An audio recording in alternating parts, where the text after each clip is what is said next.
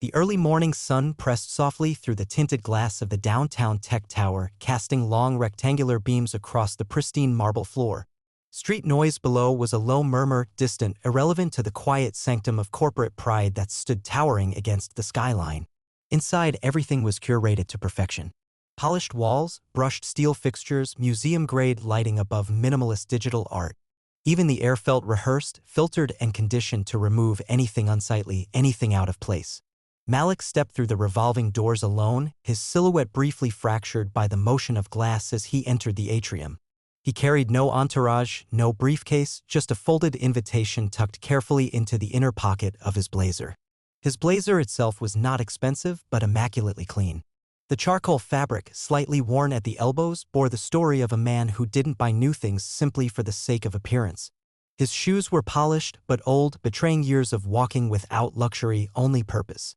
He paused at the entry desk, the invitation in hand, waiting patiently behind a velvet rope. The receptionist, a woman with precise red lipstick and indifferent posture, didn't lift her eyes from the screen. She gestured toward a kiosk. Malik glanced at it, then back to her, unsure if she had understood the purpose of his visit. Behind her, LED signage scrolled the names of keynote speakers, panelists, and executives in bold sans serif font. His name was there last, but not least. The guest of honor. But it meant nothing in this moment. Nothing without being seen. The elevator ride was silent. Two men in tailored suits stood to his left, one adjusting his cufflinks, the other glancing at his phone. Neither acknowledged him. Malik stared ahead, watching the floor numbers light up in sequence. When the doors parted, the hallway unfolded like a gallery, glass-paneled offices, soundproof conference rooms, and, at the end, the grand ballroom where the summit was scheduled to begin. The corridor buzzed with activity. Assistants rushed past in urgent silence, armed with tablets and comms. A man in a headset adjusted lighting cues, while another laid branded lanyards on a table by the door. Everyone moved with the frenetic grace of people who believed the world was watching. And then he saw her. The coordinator. Clipboard clutched to her chest, earpiece glowing with a silent signal. She was orchestrating everything, the conductor of this corporate orchestra. Her eyes scanned him once, briefly, from his worn shoes to his unassuming blazer. She didn't recognize him. Why would she? Malik's face wasn't on posters. He hadn't been on the cover of magazines. His reputation existed in code, in ideas, things you couldn't photograph or frame. She stepped toward him briskly. Her eyes moved past him to something behind. Or perhaps to nothing at all. And then she said it. No anger, no cruelty. Just dismissal, bureaucratic and cold. Malik blinked, caught in that strange pause where reality fractures ever so slightly. The clipboard snapped closed. Her heels clicked away. And he stood there, stranded outside the ballroom, holding an invitation to an event that was already revolving without him. Inside, applause erupted. The doors opened and closed in intervals, spilling light and laughter into the hallway. Every now and then, someone in a blazer emerged, their lanyard gleaming like a badge of access. No one paused to question him. No one wondered why a black man in worn shoes and modest clothes stood silently just outside the celebration. He took a slow breath and stepped back, standing by a tall plant near the entrance. The echo of footsteps passed by, followed by rolling carts of hors d'oeuvres and champagne flutes. The ballroom shimmered through the open doors, brilliant chandeliers refracting light off every polished surface. Somewhere inside, the event was building toward its climax, the introduction of the visionary behind the new quantum compression algorithm. The very reason the summit had drawn such a crowd. And yet, the visionary waited by a potted plant. He scanned the corridor, framed photographs of previous speakers lined the walls. All of them confident. All of them white. All of them with teeth bared in wide, confident smiles. He looked at their eyes. None of them looked like him. Behind the door, a voice boomed through the speakers, an MC building toward a crescendo. Names were being read. Accomplishments listed. Honors bestowed. And still, no one came looking. Minutes passed. Then 20. Then 40. At the 50-minute mark, Malik stepped away from the door and sat on a bench near the service elevator. He rested his hands on his knees. His phone vibrated once, an automated text from the event's check-in system thanking him for his remote attendance. His profile was listed as not arrived. His face, still unknown to the staff, remained absent from the story unfolding inside. He glanced down at his own name printed on the badge still folded inside the envelope. The bold letters stared back at him. He wasn't late. He wasn't mistaken. They were. Across the hall, a janitor replaced a trash bag. He offered Malik a nod, the first human acknowledgement he'd received since arriving. Malik returned the gesture. In that quiet moment, surrounded by silence and the distant rhythm of a celebration he was supposed to lead, something shifted. The bench, the badge, the slight ache in his legs from standing too long, it all settled into clarity. This wasn't the first time the world had failed to see him, but it might be the last time it got away with it. The ballroom pulsed with synthetic energy.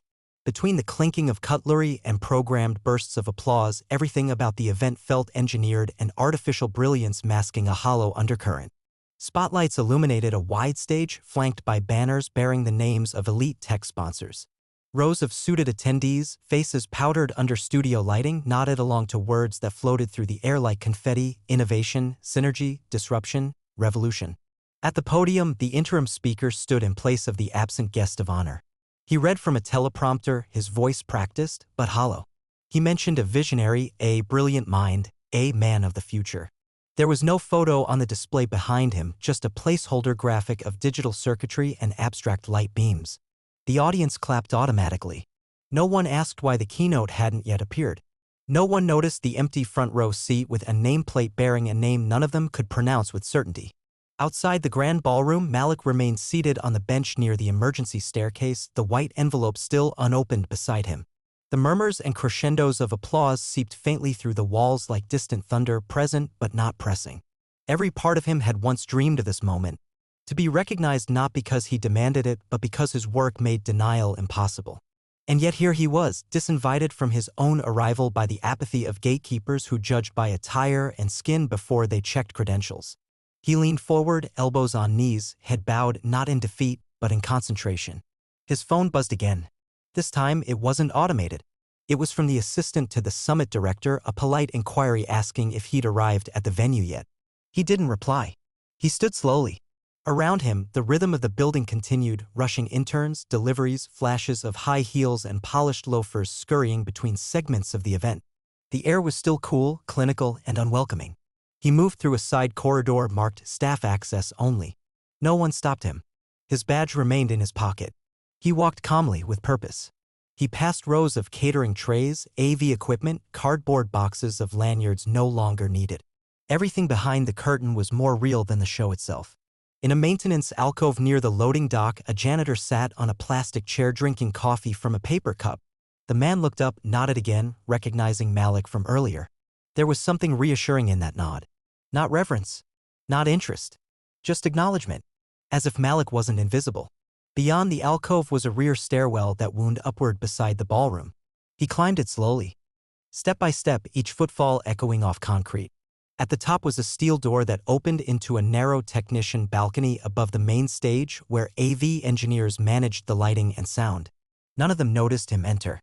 Below, the audience sat in dim light, hundreds of faces reflecting off screens and wine glasses.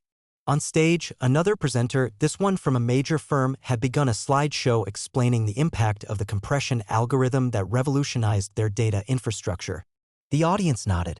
A few glanced at their phones. Others smiled, recognizing slides they themselves had used in internal meetings. None of them knew that the foundational code that powered it had been written in a one-bedroom apartment by the man now watching them from above. He remained silent in the darkened balcony, arms crossed over the steel railing, face half-lit by the glow of the stage. The presenter clicked forward. A schematic of the code architecture appeared, credited broadly to a research collective. Names were listed. None of them were his. He studied the slide. Line after line of logic he knew by memory, not because he had read it, but because he had written it. The audience clapped again. Behind him, one of the AV technicians turned, startled to see someone there. Malik offered a calm nod, then lifted the envelope from his jacket and held it open. The badge inside shimmered under the blue light of the projection rigs. The technician looked closer. His eyes widened. Then, a quick glance to his headset channel. A moment of hesitation. Then he leaned into the mic and said something softly. Down below, on the ballroom floor, the summit director received the message in her earpiece. She looked toward the side doors in confusion. She whispered something to her assistant. The assistant's eyes darted around the room, then to the empty front seat. Her jaw clenched. A pause. And then the director stood, walking swiftly to the stage. The speaker, confused but obliging, yielded the podium. The director cleared her throat, straightened her blazer, and stepped into the light. She began her speech carefully, thanking attendees, sponsors, and partners. Then she referenced the guest of honor. There was tension in her voice. A subtle shift from rehearsed confidence to something closer to concern. She looked toward the back of the room. Then again toward the empty chair. Malik remained above, unmoving. The AV technician watched him as if unsure whether to intervene or wait. And then Malik moved. He descended the staircase calmly, emerging from the side service corridor. His steps echoed faintly as he approached the ballroom entrance. A few guests turned. The assistant saw him first, her eyes wide. The security staff, at first ready to intercept, paused as the summit director, now visibly pale, motioned them away. He stepped through the crowd, every eye following his progress now. Some with curiosity, others with discomfort, a few with recognition, delayed and embarrassed. He paused in front of the stage. The director offered the podium. He didn't take it. Instead, he turned toward the audience, letting silence fill the space. His gaze swept across the room. The men who had laughed at slides of his work. The women who had dismissed him as a delivery man at other events. Executives who'd once told him to send his ideas through proper channels. And then he pulled the badge from his pocket. He raised it, letting the bold print catch the light. Keynote speaker. Guest of honor, Malik Adeniyi. The room stilled. And in that silence, the hierarchy collapsed. He stepped onto the stage, not for the spotlight, but for the truth. And the truth was standing right in front of them, wearing old shoes, a worn blazer, and the kind of dignity that doesn't need applause to speak louder than any speech. The air inside the ballroom changed the moment Malik stood beneath the lights. It wasn't dramatic. There was no gasp, no thunderous music. Just a ripple, a subtle, invisible shift, like a collective breath held too long finally released. Every face turned toward him, eyes flickering between recognition, shame, and the slow realization that the man they had excluded was now commanding the very room they had believed he'd never enter. He didn't speak, not yet. The silence stretched, heavy but intentional. He let it settle, let it remind the room of what they had missed in their haste to judge. From the back, someone adjusted a wine glass on the table, the sound loud in the stillness. Malik raised his eyes to the glowing faces ahead of him. There were hundreds, executives, investors, developers, media, and the select elite who had spent careers convincing themselves they could define innovation by who entered their doors wearing the right credentials. He began to walk, not down the center, but along the aisle between tables. His presence cut through the room without sound, like a surgeon's scalpel through pretense. Along the edge of the carpet, programs lay folded beside untouched name tags. Many of those name tags listed people who had once dismissed his proposals, rejected his grant requests, or failed to return his emails. Their names sat on white cardstock embossed in silver, now dwarfed by the quiet gravity of the man they once ignored. Malik passed the front row. A man from a data analytics firm, flushed and fidgeting in his chair, adjusted his tie, pretending not to recognize him. A woman from a cloud infrastructure company who had once referred to Malik's pitch as technically brilliant but culturally off-brand, lowered her gaze. They all saw him now. He turned and ascended the stage with a deliberate calm. The director, still clutching her note cards, stepped aside. She didn't speak. Her expression was a quiet apology, the kind given without words, born from a realization too late to fix what it cost. The projection behind the stage faded from logos to a single slide, the architecture schematic of Malik's algorithm, the compression engine that had restructured the future of digital storage. It hovered behind him like a silent monument. He stood at the podium, looking down at the prepared speech someone else had written for him. Pages of jargon, accolades, and committee-approved gratitude. He folded them once and set them aside. Then he reached into his jacket, pulled out a small flash drive, and handed it to the technician standing near the projector terminal. A moment later, the screen shifted. New code. Real code. Rows and rows of syntax flowed across the display. Not marketing slides. Not schematic renderings. This was the source, raw, elegant, unbroken logic. The room stilled again. Developers leaned forward instinctively, eyes flicking across the lines, recognizing not only structure but brilliance. They saw subtleties in the code, compression loops so efficient they could only have been designed by someone who understood not just computers, but constraint, necessity, and pain. And beneath that recognition bloomed something deeper. Embarrassment. They hadn't just missed the man, they had missed the method, the vision, the ethic of building from less, with less, and transforming it into more. His code wasn't clean because it was polished. It was clean because it had to be. Because when you built things without backing, every line had to carry weight. Malik stepped forward again, away from the microphone, away from the slides. He looked at them. Rows of suits. polished smiles, nervous posture. And somewhere in that sea of artifice, one or two people leaned in, not for the performance, but because something inside them stirred with recognition. A flicker of guilt or admiration or both. He let them look.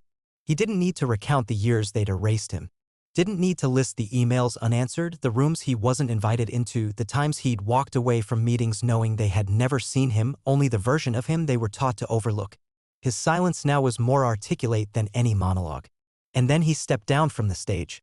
Not because he had nothing more to say, but because he had already said everything the room needed to hear. The projection behind him remained. The code. The proof. The echo of a legacy too powerful to be dimmed by arrogance or appearance. He moved toward the ballroom's side exit. The badge still dangled from his blazer, the words guest of honor catching the light like a whispered vindication. This time, no one blocked his way. No coordinator stepped forward with assumptions. The security staff parted with quiet understanding, their eyes tracking him not with suspicion but with regret. As he passed through the final threshold, someone from the back of the room stood. Then another. Not in applause. Not in tribute. Just a quiet rising. The kind of gesture reserved not for celebrities, but for men who had taught a room what they didn't know they didn't know. Outside, the city continued, cars gliding by, screens flashing promotions for apps and crypto and cloud solutions built on foundations they didn't fully understand. The building behind him stood tall, all glass and shine. But Malik didn't look back. He walked with the posture of a man who had finally arrived, not because the room let him in, but because the world could no longer function without what he had built. And now they all knew it. The city outside the summit shimmered with light pollution and tech billboards like a circuit board turned vertical, pulsing with the synthetic heartbeat of progress. Down on the street, no one knew what had just happened upstairs. Taxis nudged forward at blinking intersections, food delivery bikes darted through lanes, and under awnings of corporate pride, pedestrians flowed in streams, eyes glued to glass screens reflecting curated versions of success. Malik walked alone. His footsteps were slow, not from uncertainty but from clarity. The kind of slow that happens when there is nothing left to chase. The evening air brushed past his face, cool and indifferent, carrying with it the distant hum of generators and human chatter. He walked until the conference building disappeared behind smaller storefronts and older facades. Somewhere in his chest, a tension began to loosen, not in celebration but in quiet survival. He passed places that didn't know his name. Coffee shops where he had once worked at corner tables for hours, eyes flicking between code and clock, hoping for just one more uninterrupted hour before the noise of the world interrupted again. Bus stops where he had waited too long in the cold, sending emails no one ever answered. Rooftops where he had stared into the night, asking himself if brilliance mattered when no one believed it could come from someone like him. Now they believed. But that belief had arrived late, like a train pulling into a station long after the last passenger gave up hope.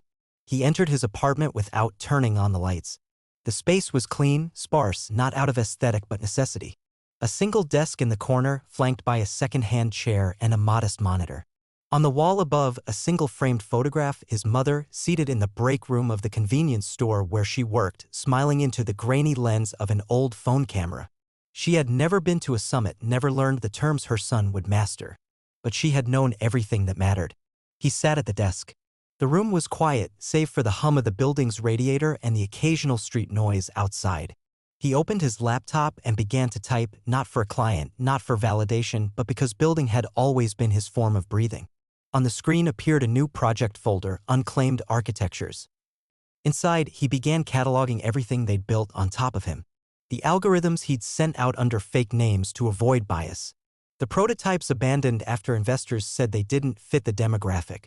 The notes he took in meetings where his ideas were repackaged by louder men in better suits. Each one cataloged, coded, and signed this time with his full name. No more silence. No more ghostwriting his legacy in footnotes of corporate presentations. At 2 a.m., the last commit pushed to a private repo. He leaned back in the chair, arms folded, eyes closed. The silence didn't feel empty. It felt earned. Elsewhere in the city, the summit ended. Attendees filed out with tote bags and sponsor swag, some still murmuring about the unexpected ending. A few whispered his name in elevators, others Googled him from back seats. But it was too late for curiosity. The moment had passed. One of the top VC partners who had dismissed Malik's earlier application now scrolled through LinkedIn. Typing his name into the search bar, a notification popped up, no public profile available. Another investor reached out to a shared contact asking if they could reconnect with Malik. The message was marked as read. No reply. He wasn't being elusive. He was just done knocking on doors that were never built for him. And yet, that didn't mean he vanished. His silence spread not like retreat, but like a signal. A quiet refusal to participate in systems that had been architected to exclude him. The media would catch on late. A few would write op-eds about the quiet genius who stunned the summit. None of them would spell his name right the first time. But he didn't care. He had no need to be mythologized by the same machines that once ignored him. Instead, he mentored 3 young developers the following week. All of them from neighborhoods like his. All of them doubting if they were enough. He didn't tell them stories of revenge. He didn't speak of the ballroom. He showed them code. Clean. Sharp. Radical in its efficiency. He taught them how to write algorithms that made slow systems fast, clunky architectures elegant. He taught them how to build with precision, with joy, with anger transmuted into function. And quietly, a new lineage began. No spotlights. No speeches. Just quiet replication of resilience. Meanwhile, the summit's recording circulated among corporate circles. The clip of Malik lifting his badge played on muted screens in high-rise boardrooms, across lunchroom TVs, inside pitch decks trying to ride his wave. His name entered presentations from people who had never met him. Irony immortalized. But Malik, back at his desk, wasn't watching. He had already moved on to the next build. His code didn't seek credit. It didn't beg for applause. It simply worked tirelessly, silently, truthfully. Just like him. Far above the city, on the 39th floor of a polished glass tower, a team of executives gathered for an emergency review. The floor-to-ceiling windows reflected their tension, the skyline behind them forgotten beneath the weight of an unexpected narrative shift. Malik's name was on every agenda. Not as a footnote, but as the headline. For years, they had mined brilliance without credit. Now the source had risen, and not with fury, but with proof. In the quiet hush of the room, one of the senior partners replayed the footage from the summit. Malik standing in silence. Malik showing the badge. Malik walking away. The audio engineer had forgotten to cut the mic before he left, so the rustle of stunned guests was preserved in the final recording like an artifact of guilt. Somewhere, an investor asked the obvious, "Why didn't we see it?" No one answered. Because they all had. Just not when it counted. Outside their tower, a quieter storm was unfolding. Malik's code, newly published under his name, had begun to circulate. Not through press releases, not through branded channels, but through developers. One saw the structure and sent it to a friend. That friend sent it to a CTO. Soon, whispers spread like wildfire. Not because the code was flashy, but because it was undeniable. Efficient, elegant, and terrifying in its simplicity. Startups paused development to analyze it. Giants studied the logic to see what they had missed. Some tried to reverse engineer their own products to see how much of it owed to his original structure. The results were uncomfortable. Many had built on sand, and now the shoreline was receding. But Malik wasn't chasing them. He had moved past. In a co-working space miles from downtown, he worked beside 3 developers who didn't yet know what rooms had tried to erase him. They only knew he listened. That he read their work with precision, made no assumptions, and asked better questions than anyone else they'd met. To them, he wasn't a legend. He was a builder. And he preferred it that way. The small team he quietly funded began building something new, a decentralized architecture for learning algorithms that didn't require servers owned by tech monopolies. They worked not for venture capital, but for users who had been priced out of access. Their code wasn't about disruption. It was about liberation. A return to logic as tool, not leverage. And still, Malik never raised his voice. In fact, most days passed without him saying much at all. He arrived early, left late, and always cleaned his own desk. He paid his collaborators fairly. When they asked why, he said nothing, just returned to the terminal. The lessons he gave were embedded in how he moved, how he built, how he refused to seek permission. Back at the summit organization, damage control was ongoing. A consultant was hired to manage the narrative. A public apology was drafted but never posted. Behind closed doors, the coordinator who had turned Malik away was quietly reassigned to an internal role. Not fired, just relocated.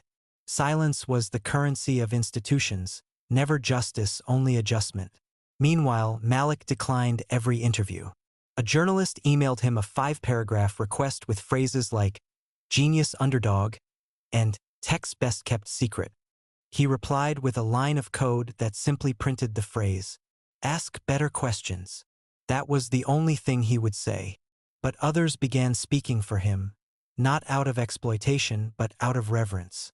Young coders named lines of their projects after him. Students rewrote their resumes, inspired to build in obscurity if necessary. And somewhere in a quiet school in Atlanta, a teacher printed out his photo and pinned it beside a wall of historical Black inventors.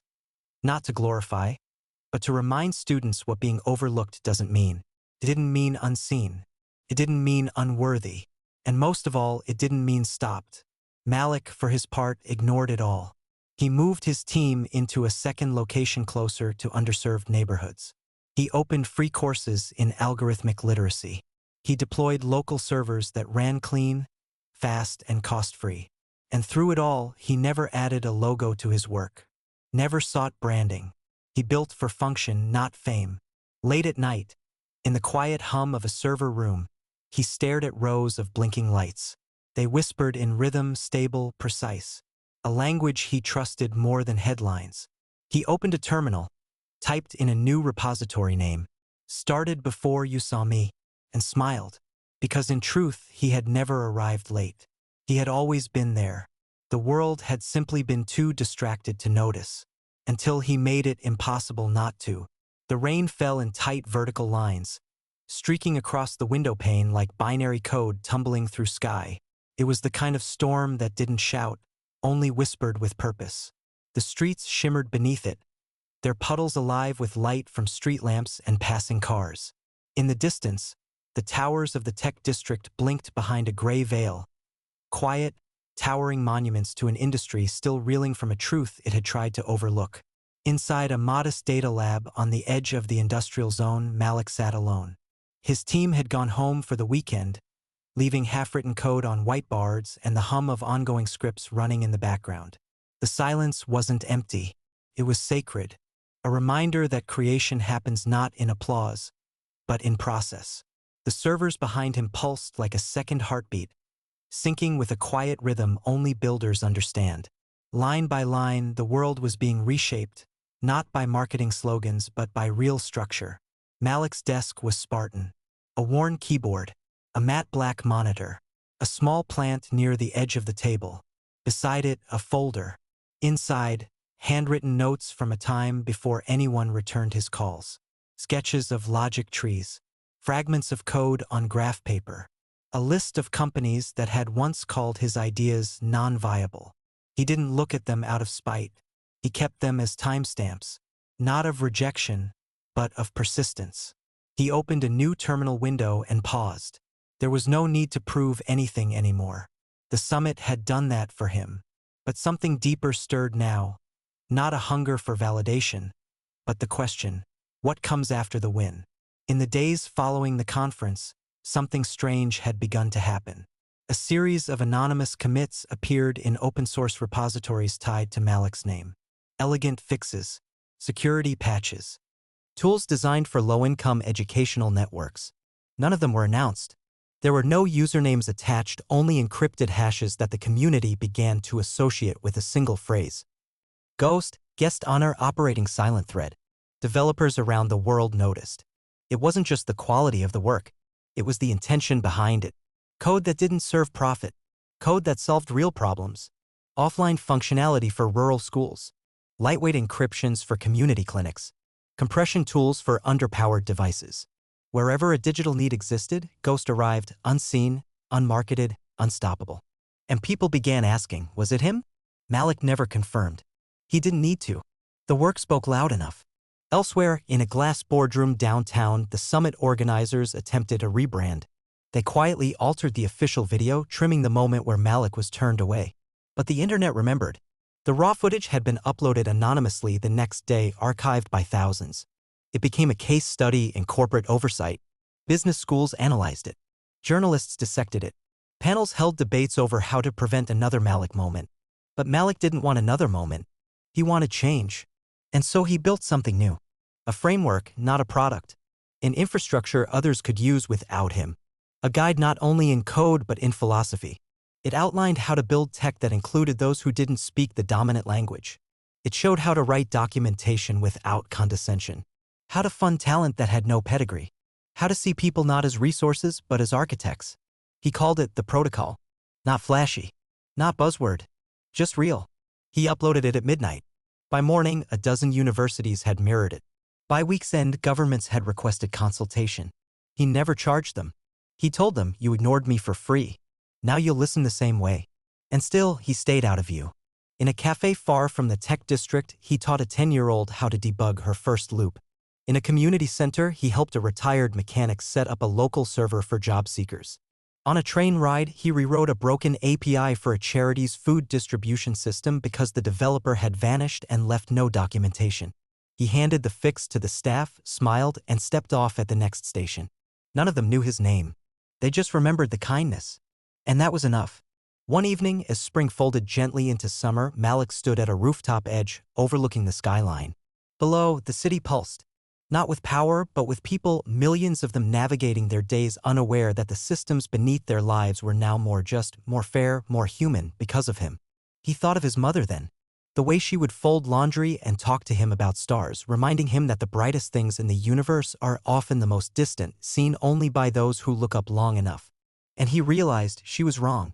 Because sometimes the brightest things aren't distant at all. Sometimes they're right here. Wearing old shoes. Holding no microphone. And still changing everything.